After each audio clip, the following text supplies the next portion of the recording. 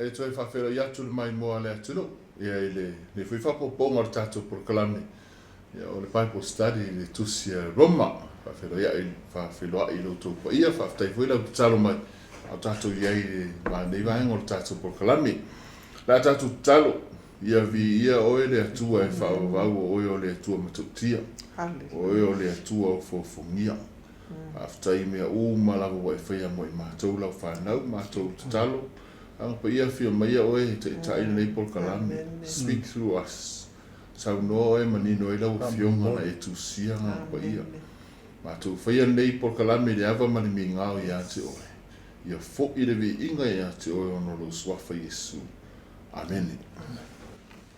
Ja, fatalo fatu swafa Yesu Kirisu. Greetings in the mighty name of our Lord Jesus Christ. Ja, leo tatu le summary number 2. This is the summary number 2. Ja, leo tatu le Roma ono. We are now at Romans 6. Ja, mantua na to recap to me le Roma 5. Just a recap on Romans 5. Leo e sau leo fatumu mai oi le nganga pa ia. Now you are being filled with the Holy Spirit. Mai tau le me ia na ngai. You need to remember this because it's not really explained in the book of Romans.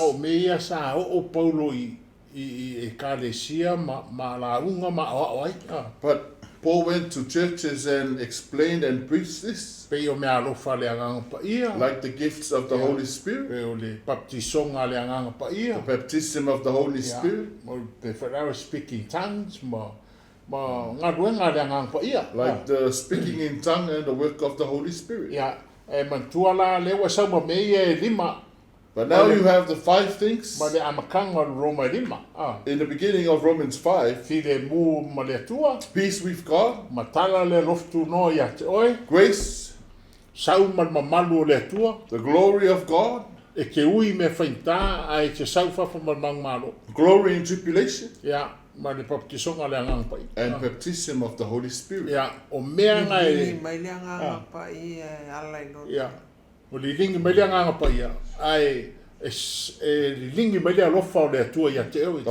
Holy Spirit has been poured out to us in our hearts. Okay. Yeah. Now we are at Romans 6. And then water baptism. Kasi ringay mea sa ka whaalongologo iai pe kere mga mia baptisong alvai. Some of the teachings I've heard that we don't need water baptism. It's up to you whether you go through the process of water baptism or not. If Jesus was baptized with water, who are we not to go through the same process? But why Jesus was baptized is to let us know that we all need to go through water baptism. We are now submerged with water, buried with Jesus, and raised anew with Jesus. And you are a new creation.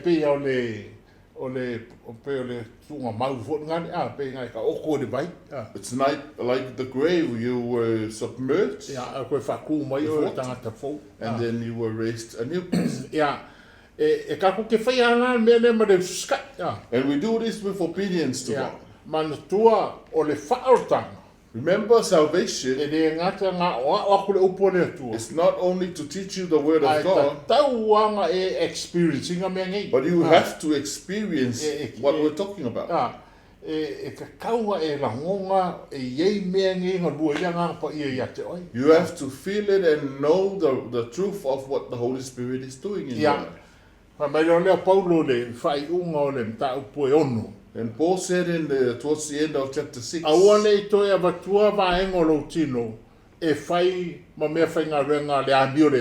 do not offer your body to be slaves to unrighteous.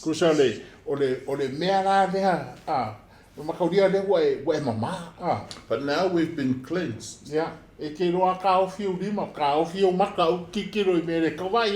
stop your hands and stop your eyes from looking at what not unnecessary things. pese e makua e super spirit ke loa me le kaunti kiro ye. You don't have to be super spiritual to not to look at inappropriate things. Wa na fa mai polu. Vai o sa e le langi ang ave mo ero kingo I ma fai me whainga runga lang sal. Paul said you were in the world and you submitted your body to the world. Fai unga ka boelo. Towards the end of chapter 6. Mai. O la so me mo mai. What have you gained from it? No, mea maasi yasi. Only shame. Yeah. Anga wenga le anga pa ia. Yeah. But the work Holy of the Holy Spirit empowers you to say no. Say no. To say Pa ia fa marusia o e fa ia lea. Fa mana. Fa mana o e ke fa kula sala le ai le ko Amen. Amen. O ke ofo ia ke oi pa o pa ko ia ruina. O le mea wa ngai lunga me. Remember we're going upwards. Yeah. Lesta ngata Some people they climb the mountain and then they run back down. And then you many years and you see no progress at all.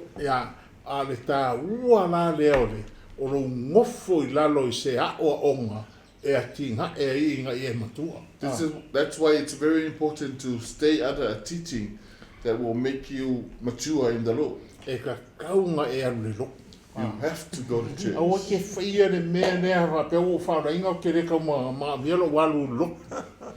Don't be like that Christian that knows when they're born again, they say they don't need to go to church. But wherever the word of the Lord is being told, and it will make you mature in the Lord. When you sit under a wrong place, you will end up that way. I've listened to one of the examples.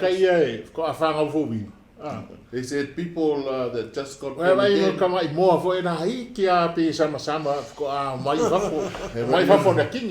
The new Christians are like the little kittens. And they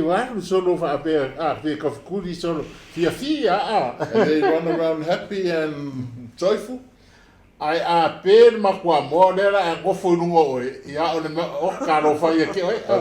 the hen died, that's the problem.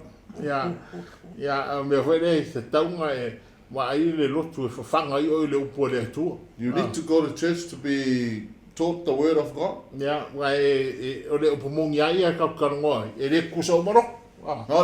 Not every church is the same.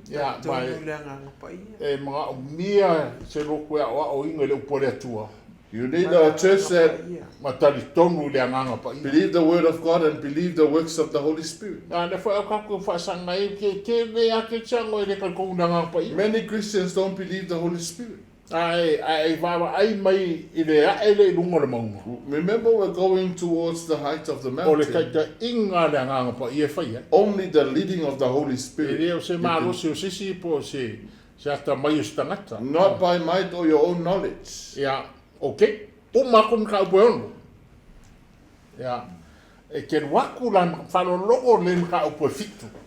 chapter 7, listen carefully.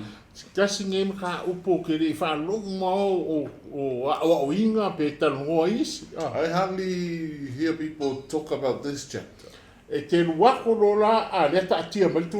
So when you come, you face the Lord.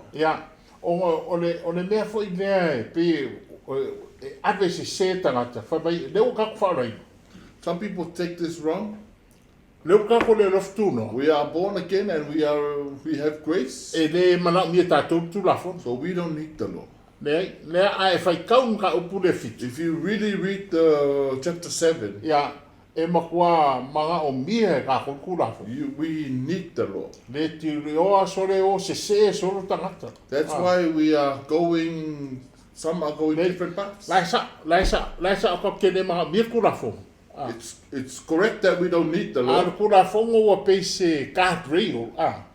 the law is like a guardrail. That protects you from going the wrong way. Awa le te ka ko le nga pa ia. We are being led by the Holy Spirit. Ale wa fa fita uli a ke chango I kaimingi. The problem with Christians nowadays, Nga fa pea o le ka ia o le nga pa ia. you say the Holy Spirit is leading you, Ana mo se ko ke. but why many go astray? O fa lo no ba le nga.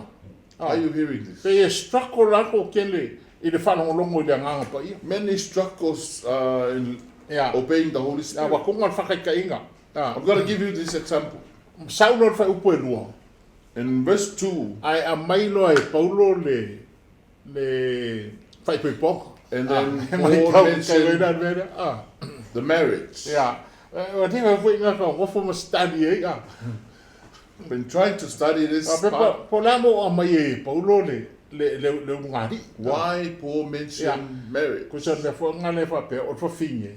A fai pe polong ko lua. The woman is married to the man. E lo noa le tu la fongo o long ko lua. The law will tie it to the husband. So lo nga o ki ka malo. Until the husband Ya dies, pa sa lo ko le finye le fai pe pe siska. then she can be free to marry another person. Ai le si e ngofo ngi fai pe ngelo ko lua e ka e long ko lua. But no one marries today and the husband dies tomorrow. Ngofo de ke ko sanga They- o ma ko ko A couple will always live for many years until they ya old. o ngofo fo ya i lungo kusi ngi And I've read these ai books. o mengi fai lo nga pa ye ka. But these are the things that the Holy Spirit revealed to me. E ke ko fo I kai mi fe le kenese You go back to Genesis time, kura fongo mose the law from Moses, o le ainga family. o se ngofoanga makwasi si o mi kura fongo Family is surrounded by law. o le fai pe pong Marriage o le ba o ma lo khari between you and your son, o ma me ko ting you and your o belongings, mo tua oi you and your neighbors. ke va e pui umar kura fongo me It's all guarded by the law. Ini ma fai ka ko wo e se kura fongo We can't go without law.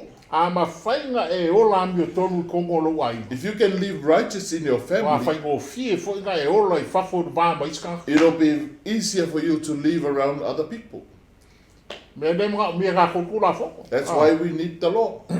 Although your relationship with your son is a legal relationship. O lau fai ia ma lau tali o se vaenga whaatula whono. Pay for ya, your relationship with your wife is a legal relationship. O le lua mafutanga ma lau tō lua o le mafutanga whaatula whono. Yeah. Pay ya kikiro ye. Pay men e ke loi ngai. O mea ia mea le anga pa ia. When you look at it, you know it's from the Holy Spirit. Kaka ia iskanka fe mei o mga ko Paulo. You think, some people say it's all Paul's thoughts. Wa ia ko te va ia ko ngeki o mai Paulo le fengi. Why? It's all connected to the Old Testament Kula fongo ma le and the perfecta. laws and the prophets. O le kuspa ia o se kusi kasi mai am tanga kau fai. The Bible is one book from the beginning to the end. Ma mai Yesu mo sau o kele sau e fa le ngatu la fon. Jesus said, I did not come to abolish the Au law, sau e fa ka uingo. but to fulfill the law. Le fa na le kaunga e mamalama le mele. That's why you need to understand O lo this. va ma le tu o le va fa ku fa tu la fon. Your relationship with God is, O lo fe ngai le o fai ma le tu. you have a covenant with God. Ya. O fa mai lo le va mai. Kusa le wa uma ngai wo ti dang sala le nga le nga salu ngofu mo le o langa ko. Now sin has died, the one you've been facing your whole life. O se fa punga vai e ke le so fa ka. Before you came to salvation, Sa fa pe por ka ma no le ngo yang sal. you were married to sin. Ya. Ale ala wo ti ya. But now sin died. Le sa kamu yo ka po fa. It was buried in chapter 4. Ya ale ala wa o mangi la fe mai po. But, La me ke le fa pe po la ya Yesu. but now Paul said, why don't you marry Jesus? A o le winga o lo fa pe po ya Yesu. But the meaning of being married to Jesus, Inga ia fua ma i fua mo le atu. so that you can bear fruits for Jesus, for God. Ya, okay. Le la o sau nge na ku la fo. Now we have the law. A ke fa mai le Paulo. E va ai ku ko ia ke. Pe se mea. E ke ko ia ke. And then Paul said there's something in him. wa e manga o e fai me le e o mai e o fai an me se He wants to do good, but he does a different thing. mai pe o le tu la fongo e fe mai sala But the law says no to this. a o ke lua a o Do ke not manga commit fo ina adultery. lo kwa oi Do not steal from your e le neighbor. mafai nga e fai se mea so e ke le ro inga e le angan me so lo fa pe ku la fo You don't know that's wrong until you are told by the law not to do it. ya a le si na le me fe mai polu va ai ku ko mu ya ki And then Paul noticed something ele me inside him. ke There's a red ball in him. I le tua ke ele nganga pa ia Rejecting God and reject the Holy Spirit. He rejects the doing good. ke vai foi ke e tangata He rejects people. ya le na le fe vai ia Paulo anga fai se mea nga manga o fai le e o mai wala That's why Paul said, I want to do something good. When I do it, Yeah. it ends up. ya o ngo le Different ka ka results. upunge le ka fa fai ngo fia We'll try to simplify it for you. ya a le winga a tol mea nga o lo o ia le repo le Although you only fall valley to do the ya le au ke fai ngo ko i le skai o ka mai pofi ai man ko le ka ko fa le Remember, mind you, we are born again. a le o realize nge Paulo so le ngofo le sala i kongo ka ko Paul has just realized there's sin living in us. e kongo tangata uman mera It's in everyone. nga foi ngofo kongo ya ke e fa no mai It's in you while you're listening to our nga foi show. le ta o kuspa i o le tino po le tangata tuai It's called the old person or the flesh. o le mea lea fa mai Paulo o le anga sala le tonu le tangata This is the sin in every man. o le mea nga mafua mai o ata But it started from Adam. ia a makua le wo faringa But o now- ngalo Remember, you are born again. a le wo sa nei la ia o la me foi ben So what should you do? ia le la fa mai Paulo o wea o le tangata malaia Paul said, I am cursed. ia o inga ke la vea i mai eta Who can save me? Pio ko inga mea la ia la e wa ngai ke whango rongo mai. Nga e o so whaka mai povi nga. But now you're watching us and you still you know that red ball in you. Ki ngā whikaringa i mea la uri. You can feel that red ball in you or rejecting us as we speak to you. A pe fi poko. Ia ne e o sa. Just bear with us. Ia o te. A fe mai le polu whaftai ia Yesu Kiriso. And Paul said, thank be to Jesus. Wa ka ko mangu malo ai. We are more than conquerors. Ia o klo ro mai ban. In Romans 8, Ka wa whaia se whapupu unga e whapupu o kwa ro mai ban. we'll try and cut it short for you. Ia, ai, fa mai le Roma balu ai sa vari le nga. When you walk in the Spirit, Ia, e ke wa ia ta ia o e le mang malo. and the Spirit will lead you to victory. Ia nga pa ia lo ngofo ko ia ki oi. Holy Spirit living in you. Le ma ko la wai lunga kum mo. Now you are at the height of salvation. O le aunga ato inga ia e fa pe ki ris. But the goal is for you to be like Christ. E ma ka kia me ngai ko ngai le Roma e va. There was a lot of amazing things in chapter 8 of the book of Romans. Ai, ma ia, o ngai pa me mai fai po sfutbal. Verse 18, E ke laku fo la le fa sanga ma le mele le ka o kuspa i o DK and corruption. and then you come and you face decay and corruption. Ko so le wing on mele mo pala me uma. Everything is Mi o le decay. anga. And the wickedness of the world. Le fa me wo oi fo fanga. And the creation is groaning. Le fa ka ko va ai ku le la langi ngai mele le global warming. And you notice it with global warming Ka va ai ku le anga salo ka. and sins of the people. Ele o le mele manga bi fa so start. You need to go and do a study on E it. ke vai me uma o fa solo le fef. Everything is going to the dust. Nga le tino a ke riso le pa ia. Only the body of Jesus, decay and corruption never touch. Ya, a lea wo fai mai, ka ko ke ui i le sufuanga lea ti game corruption a meia. We will go through this process, Ya, ai, ka ia ka ko le ngampa i. but the leading of the Holy Spirit Ko will ngā still be me with lea, us. o iei mai. We have O le ka whasanga e mai o ongi, ma fui e. sickness, famine, Le fui le levanga earthquakes. maku COVID. You've noticed in the Ke ui kongo COVID, meki. we will go through it, Ai te pai ka ia o le nganga pai. but the Holy Spirit will lead you. O COVID ki ko i wha maungi e te leo o onga le fionga le tu. COVID-19 has confirmed a lot of teachings in the Word of E God. ka koe lo inga iwa lewa whakatia e le tua i kongo langa upu. Le tali o mea umangi. It will tell you that God has already laid out in His Word the answer to everything. Ia. A la la e laku le whaupo e lusu wak. But in verse 28, Ia. E ke ui mea whainka. you go through hard Whai mai e. Whai mai things. e. Whai mai e wha. O le tua. E ngāru lue mea uma mo le leo. O ia lofa i le tua. But all things work together for the good of those who love Mai God. mai kau mai whasi mea nga. Ia e loinga le wai whaloinga whakumo i le nganga pa ia. Keep that in mind. You know you are born again and filled with the Holy Spirit. Po whēne me ke ui ai. Wherever you go, E ke wawa ai lai kai ka ia oe le nganga pa ia. you will always see that leading of the Holy Spirit. Pe problems. Koe mawhai. E ke loinga ai. Po whawhikau i. Ma whai e le kuanga mu mimiro whawhikau i ngā. Ai whamangui ai ati oi. God will turn around those problems and bless you. Ia. O le whai upas furu lufuru iwa. Verse Ai 29, whai mai. Le mang sit fia oe le tua. God foreknew you. Mai kau mai kum o le maunga leo kako ia. We are now at the height summit of the mountain. Wa uma whapot kalame le tua lo soifu. God has predestined you. Ai o le aunga a koa ia e whapeo ke riso. But the goal is for you to be like Christ. Ia. Ia e kilo re ia Yesu. You have to focus on Jesus. O ia o le tupu. He is the king, O skaulanga. the priest, O ia o le au auna. he is the servant. A le whai mai. Wa uma whapot kalame o le upule predestined. Wai tofia. Wa uma whapot kalame o le tua. Wa sira fia le ia le tua au me whai.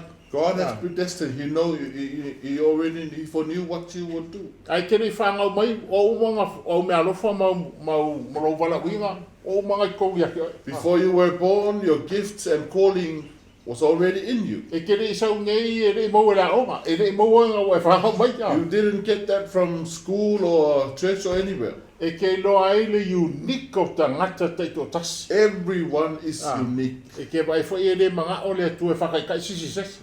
God don't want you to imitate another person. Po le ane le leo sesi ta ngata i o luma aku au e ke whakaikai ai. No matter what achievements the other person have, you don't have to Ko imitate fo that uma person. kaka ma se se. Everyone sin. Mea ngai e ke vai o kumkumu o le maunga. Ia kako whapei o ke risi. In the height of the mountain, you have to be like Christ. E o le aunga ngaru ngei kau fukuringa. That's the whole purpose and the goal of this journey Koe we're running. whanongo mai. Lunga o kumkumu o le maunga whai mai. God foreknew. Whasa. Sila fia, moi sila fia I tātou ele atua. He predestined. Moi tō fia I tātou ele He atua. called. Mai moi walauina I tātou. O tangata uma soifua laulangi nei. Everyone that's living in this life O iei mea ngai kodu. has the three things. Whakoa ese anga whama justified. Ina wo whawa maina. O justified lea whaka sau whakanga. When you just joined, come to salvation, Kua ka ua me tonu ina o inga wa e ka Yesu whai mani whao. you will only be called righteous when you accept Jesus as Lord and Savior. Glorified. Whawa maluina, Ya, wa e koe anu le I sikian. you are taken during rapture. Ya, wa e wa ai mai le. I le whaasolo o le whakaka. Now you know the steps of salvation. Nea la wa e kui lunga wa e whapea ke riso. Now you are like Christ. Whalolonga mai, whai upo e toltas. In verse 31, Wa e wa ai mai lalo. and then you look back, Whai e au le tua maa. and then you say, when God is for Oi si se me, whasankauma. who can be against me? Whai ufo ai mai e le tuolonga. If God has given me His only Son, Lasa si mea kau ke manga o e le mwhai e le tuonga mai. what else do I need that He won't give me? Hei mai, oinga ke Amen. kua inga i e o whiwhiria le tua. Mai whanonongo mai mei lungo le mau. Ia, koe mai tako mang loa ia. We are more than conquerors. Leise mea ku e se inga tako ma le lofo le tua. Nothing can separate us from the love of God. A e maka mai i lungo le kumkumu le maunga. When you get to the summit of the E mountain ke loa le matau ki o le whaatanga. and then you look back and you will see, the awesomeness of salvation. A e koe fo'i le Roma e lima. And when you go back to Mangua Romans me 5, lima ia ngā waku ia ke oe le amakanga. remember the 5 things that came to you when A you ke o accepted runga Jesus? kumo maunga wa e whapeo te risu. When you at the top of the mountain like Christ, A le wa ku lunga fa mai a awa me le tu o isis fa and sanka. then you say, when God is for me, who could be against me? That's the king. Or tupuruna. A whapeo o mai a whapeo fo e be le tu o ngalo la sisi me o ke mga o e le mwhai le kunga mai. If God has given me his only son, what else do I need that he won't give me? Mangua le rof ku ngole nga open ya ki o e mka upo e lima. Remember the grace that was open to you in chapter 5. Ya a o mai i mai a koe whai mai. O inga ki kua inga e o le au whiwhiria. Who can, That's the priest. or the priest? Yeah. Ko sa ngā kua e amia tomu, kua e pa ia. Kum mo maunga. Yeah. Who can bring judge to the elect? God's elect. O le mea nei whai mai e rau ke ui me whaita e ke sau whafu mama. We will go through trials and you come out glorious. Ai ke o runga kum mo maunga. And when you get to the A lau whai mai, height of the a lau whai mountain, mai, wa e mang loa ia. and then you are more than conqueror. Ya, longa lima, ai aru, whai mai whakumo e da nganga pa ia. Chapter 5, you are filled with the Holy Spirit. A le mea whia mai da nganga pa ia, o li lingi mai lea rofa ia te oe. And then Holy Spirit come and fill you with love. Ai aru le whai ungon ka upo e ba. But towards the end of chapter 8, E ke wa iai kua pui o lea rofa. Mai le ai se mea ko e se inga o me lea. you are guarded with love. No one can separate us from the love of God. Ya, o le whai unga ngā o le whautanga. That's the end. Tango o e claim mea ngā, mea e lima ia ngā i laro e mka upo e lima. That's the summit of salvation, and you need to claim that 5 things. Ai ke wa ia o lunga mka upo e baru o whaakeke le inga i. And chapter 8 will be enlarged for you by God. O ngau, ya. E te lo, pe o le sa e whesili le sa race mai. Ya. E mane e tau whamanga. There's a I le question. predestination. Ya, ma le freedom. Ya, okay. Ngā whamama lai ki kia kun mea, wa le FC di vai mai. A whapea nā ua mai tau tonga e kako. There's a question that if we're given freedom, O whea na iene sa o tonga a o whea o iene mea ne ua umo whapokalame le tua kako. so where is Kako freedom? soifua, kako wola. So where is freedom and where is predestined? Ya, e magingoa ngā mea. It's very clear. O le whaotanga, Salvation, e kakau e o lau whiwhiringa. it's your decision. Kusa le mea whare ia to, by faith, repent. Lo whatuatua te Salomo 1. Kala le to ia Mose, I place before you life and death, God said to Moses, I Bless. place before you life and death. blessing and curses. O le manuia ma le malaya. Choose life. Aia fili le ola. E le fosia o e le kua i le ola e whapau. God won't force you to go to heaven. Ia, o ngole au ngole, man kua le au ngole tu la fongo lo wa lofa i le tua, o lo wa lofa i tua ui. The purpose of the law is for you to love God and love your neighbor. E le mawhai e le kua nga fosi o e alofa ko i a kia. God can't force you to love him. Ia, e le kako e le i robots. We are not robots. You can't force anyone to love me. We are not programmed that way, and you can't force anybody to love you. Ke lo le ia me pero ngā mea. And then you can tell that's a lie. Nei, o le mea le ka o predestination, predestination le kusi Roma i bata. Predestined in Romans 8, E ke whangau mai wa umanga i au mea alofa ma whapokalame lau soifua. when you were born, you were already have gifts, Yeah. Le fo ia e ke experiencing ai soifuanga le. and then you experience it in life. Ke loinga le ai me ke le ai. You know exactly your gifts. You are good at certain things. E ke lo fo ia le me le kango ia e le se mea nga whaua o e whaia. You know exactly you are not good for some other things. E ke malama le soifuanga, wa uma whakatia le tua mea. It's already been laid out by God. Yeah. O mea fo inga i o pokalame ia le atua. But these plans of God, E ke whakaria oi pe masai, pe ke le whape alua e whakura oi lau mea whai. it's up to you to leave it and go your own way. Mea ngā mu whiwhiwa i e koke le lopo nan me whai. That's why you see many, they just walk around doing Ma nothing. tu a le si koke le They're very old and they haven't used their gifts and talent from God. Hope that helps with that question. Romans 9, 10, 11. Paul grieved for his people. Paul is very wise.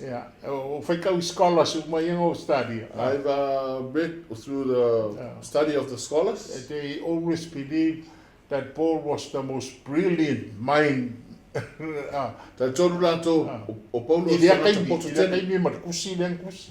According to the time it was written. Because of the book of Romans.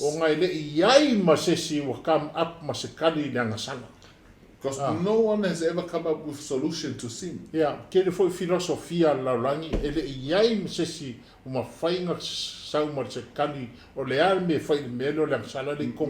Many philosophies in life, they never come up with the solution. What should be done to sin?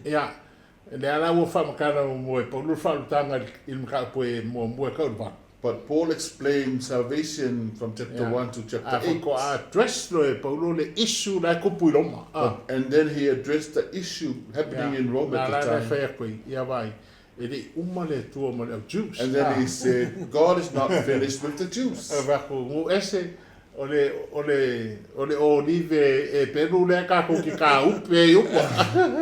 And then he said to the Gentiles, you have to be very careful with. Replacement theology.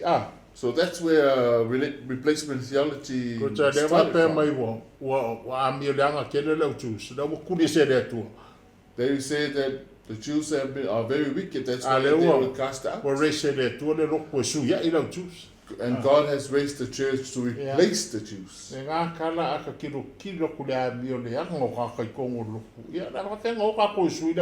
And you witnessed the wickedness of the Gentiles in church. So how can we replace the Jews? When you go to book of Revelation,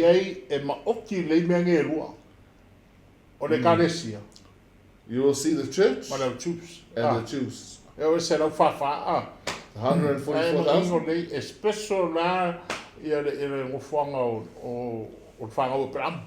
There's a special place for the children of Abraham mentioned in the Bible. But Paul said in Romans 11, you the Gentiles,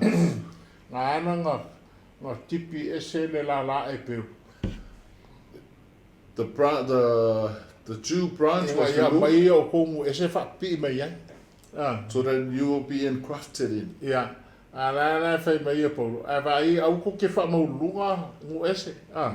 But don't have pride in your heart, the Gentiles. You were the branches. You are not the roots. But if you are wicked as well, it's very easy for God to remove you as well.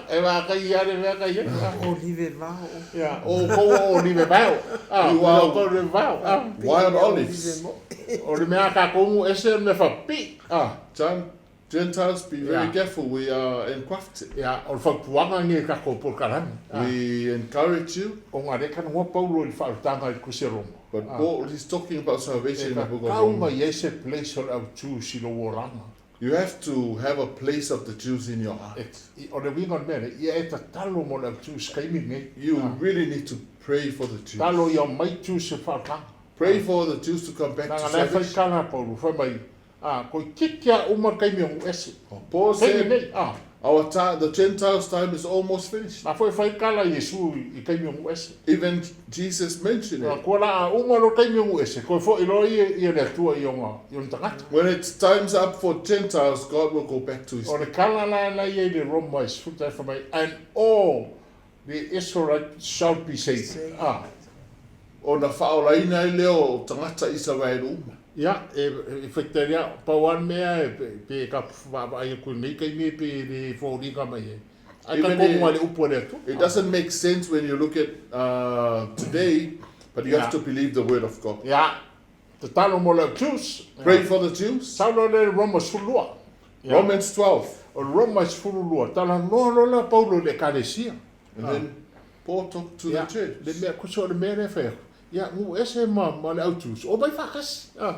Gentiles and Jews, you need to come together. Be united. And then he talked to the body of Christ. It's like the church now. Jesus is the head. And then the body with the leaders. And others are the legs and others are hands. Yes. Analogy when you really understand the analogy of the body of Christ, people will come with their gifts. We all have different gifts.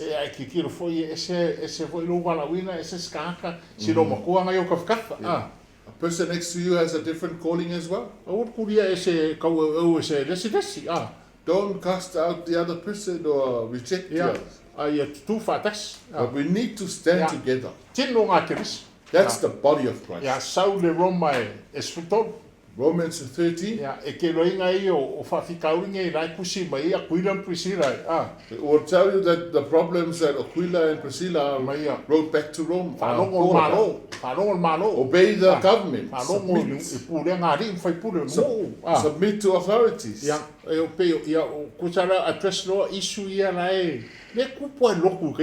And then he addressed the issues that's going on in church nowadays. Romans 14.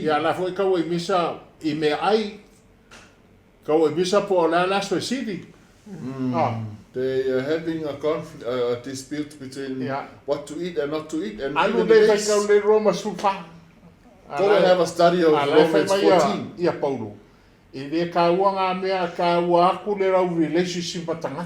But Paul said that's not the important part. Relationship with people is important. We may have disagreements with days and food. But Paul said, let's be united. Accept one another for the glory of God. Romans 15.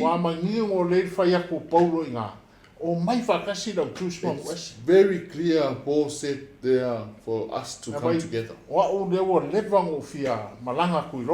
I really want to travel to Rome.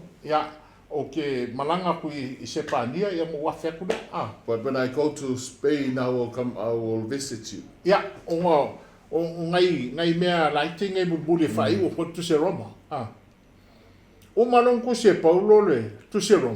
After he wrote the letter to Rome,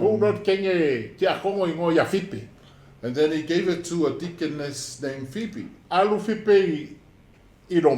Phoebe went to Rome.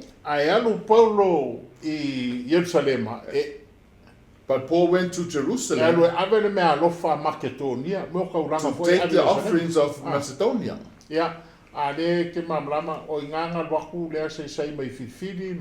That's where he was captured and put in shackles.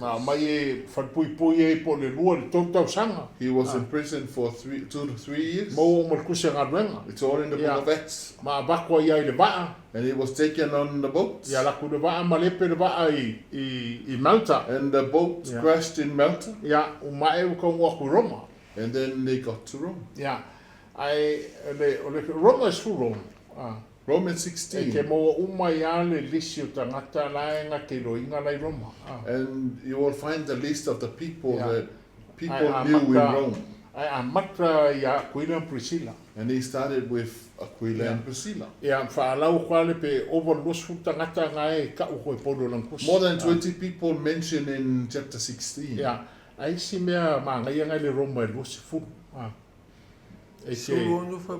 Romans 16 verse 20. Romans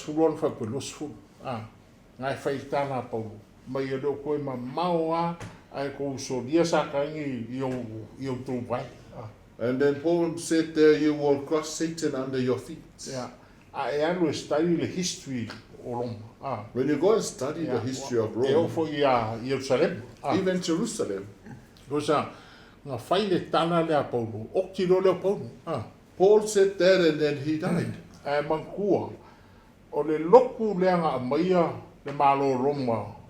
Brought the Roman Empire to its knees. Manatua loture na maya ia Roma ia natuli. Yeah. Ko nga me fonga le lo winga ai nga to mai tangata study ku se Paulo. Maybe they came back and studied the book of Paul's writings. But what ko ia ke siango ko to kene. And they all got saved and they became Christians. Ke siango ko mo Constantine le kaisala. Even Caesar got born again. Se yo o lava inga ia veam ia le Cristiano, my state religion, Christianity became a state religion. Yeah, I am for if I count the history. When you read through history, they also fire for your Vikings, Makaka, they got attacked from the north by Vikings and all those people. And then they mentioned they've conquered Rome. This is one of the factors that when they came, Rome was most of the people got saved. And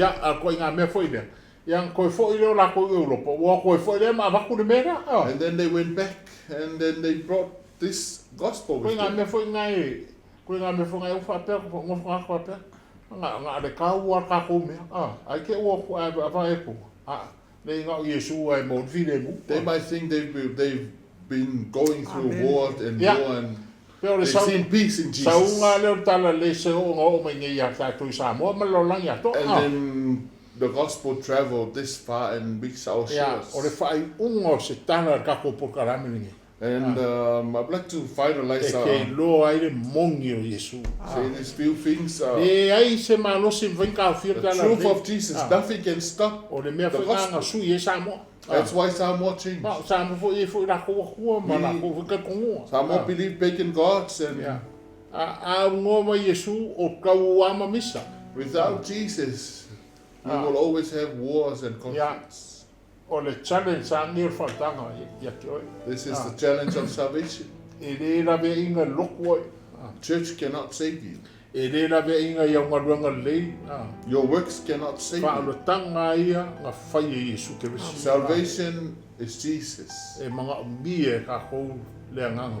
You need the Holy Spirit.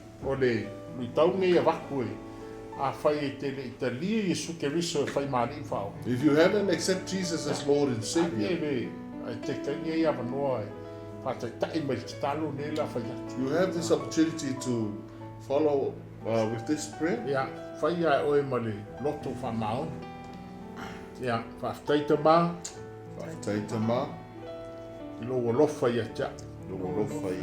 Aftai foi monetu si Roma. Aftai foi monetu si Roma. Vai feta laia ia. Vai feta laia ia. O sauma le lot salmo. O sauma le lot salmo. Fa ma ngalo ia. Fa ma ngalo ia. O ino ia wangsal. O ino ia wangsal. A wo fatu tu. O fatu tu. O lava le maliu ke riso. O lava le maliu ke riso. Fa ma ngalo ia. Fa ma ngalo ia. Malona toi tu. Malona toi tu. Ta ua mi tonu ina ia. Ta ua mi tonu ina. O lau ta tinonga nei. O lau ta tinonga nei. O Yesu Kristo. O Yesu Kristo. Lo wali mo lo fao. Lo wali mo lo fao. O fatu tu. O fatu tu. Ke fatu ina mai o maleoti. Fatu ina mai o maleoti. E fio ai le lang. Na e fio ai le lang. O lo e alala le tutam tau le tutama. O lo e alala le tutam tau le tutama. O wina mai lo wanganga pa ia mo. O wina mai lo wanganga pa ia mo. O ta dia lo wanganga. O talia lo wanga. O tu natu lo wola ato. O tu natu lo wola ato. Au no mo. Au no mo. Swafa isu. Swafa isu. Le tua. Ta loai lo ngā pa ia lo fie fo la whanau. Am mole. Ia. Ai lo ia lo mamalu mo lo matango fie. Le moni nei ke riso lo mana o mia to te. Ia la tu whanau fo wina. Ia la tu maua lo ngā pa. Tai mo le proklame va tai lo au mai ya Ia fo'i le vi inga ia tu. E ala le suafo Iesu. Amen. Ia, whaamanuia foi le tua whaafitai lo tō lango mo ima le talo mo le neipo kalami. Ia, suafo Iesu. Amen. God bless.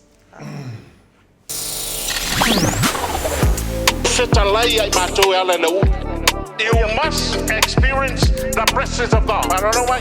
And if I pay a say, but you ain't going to me. I can come with you. You will have the presence of God wherever you go. Amen.